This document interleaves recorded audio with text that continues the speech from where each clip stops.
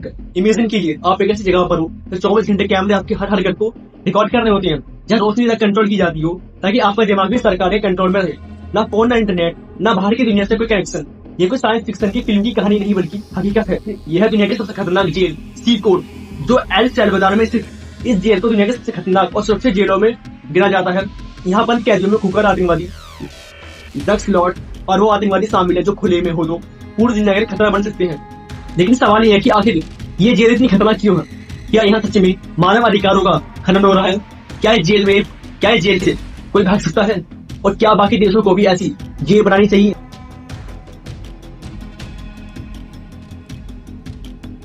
नमस्कार दोस्तों, दुनिया में कई हाई सिक्योरिटी जेल मौजूद है, लेकिन एल सैल्वाडोर की सी कोड जेल को सबसे सुरक्षित जेल माना जाता है। इसकी सुरक्षा इतनी कड़ी है कि यहाँ से भागना लगभग नामुमकिन है। लेकिन ऐसा क्या खास है जेल में, आइए समझते डिटेल में। सी कोड जेल को मिलिट्री इंजीनियर तकनीक से डिजाइन किया गया है, जिससे ये किसी किले से कम नहीं लगती।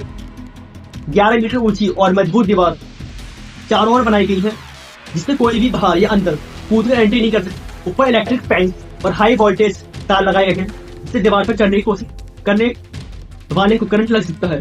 Bullet proof double layer security system हर गेट पर लगाए गए हैं, जो किसी भी तरह की तोड़फोड़ और हमले को रोक सकते हैं। 24/7 high attack monitoring.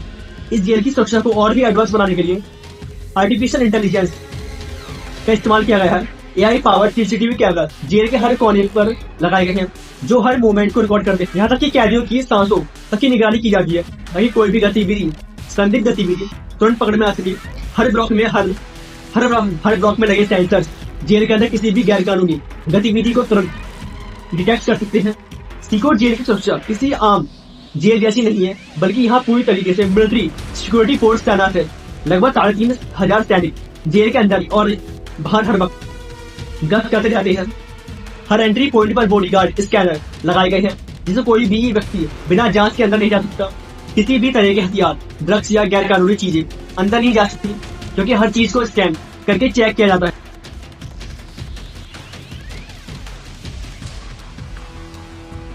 C code jail की सबसे बड़ी खासियत यह है कि यहाँ कोई भी बायोमेट्रिक वेरिफिकेशन के बिना एंट्री नहीं कर सकता। सिर्फ वही अधिकारी जेल में हो सकता है जिनकी पहचान बायोमेट्रिक सिस्टम में दर्ज होती है। एआई ड्रोन और रडार सिस्टम हर सेकंड जेल के ऊपर निगरान रखते हैं, ताकि कोई भी बाहरी व्यक्ति जेल के करीब ना आ सके।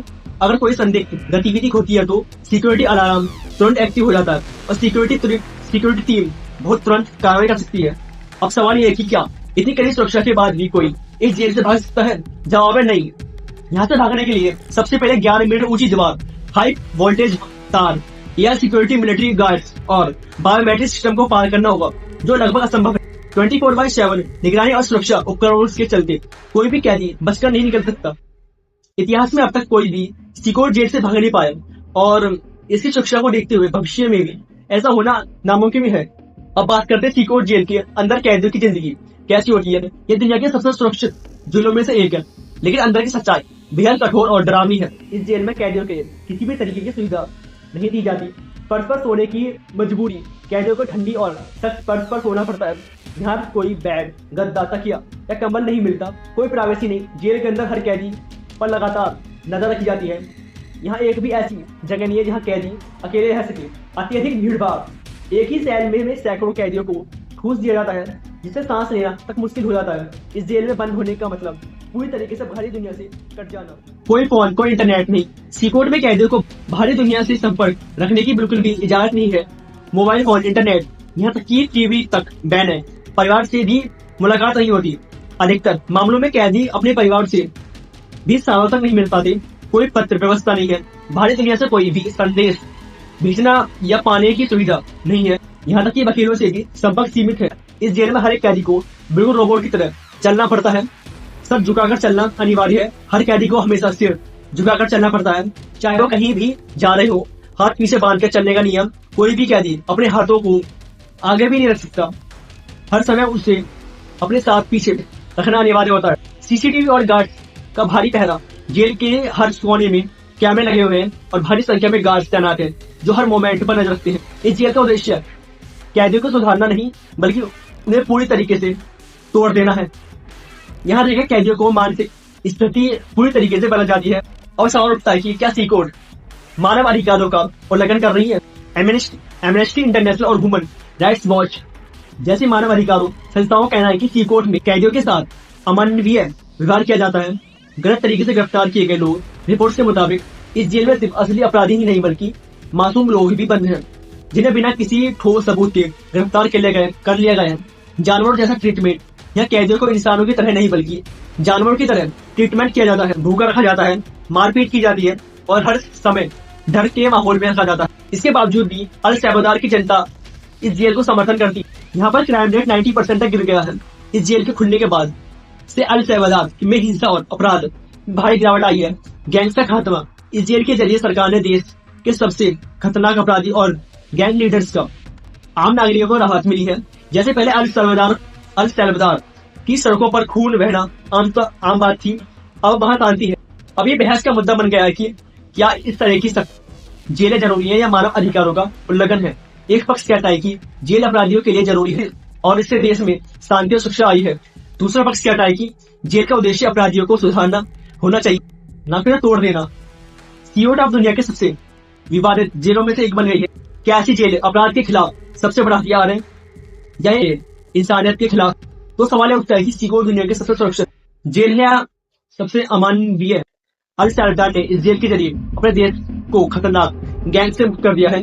वहां के नागरिक अब बिना डरे सड़कों पर चल सकते हैं। अपराध दर इतनी तेजी से गिर गई है कि कई लोग इसे अपराध नियंत्रण मॉडल मान रहे हैं। लेकिन क्या अपराध को खत्म करने का ये तरीका सही है?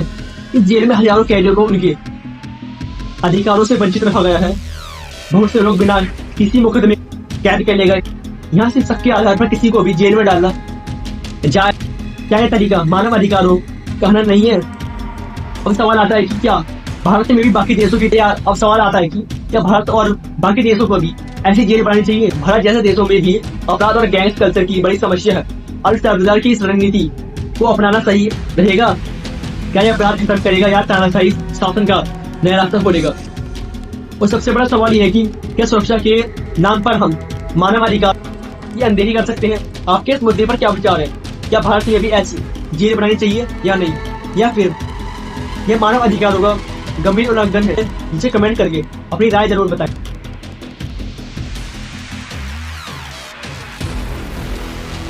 आपका एक लाइक हमें ऐसे ही इंटरनेशनल मुद्दे पर रिसर्च करने और बेहतरीन वीडियो बनाने के लिए प्रेरित करता है। तो मिलते हैं अगली वीडियो में, तब तक के लिए गुड।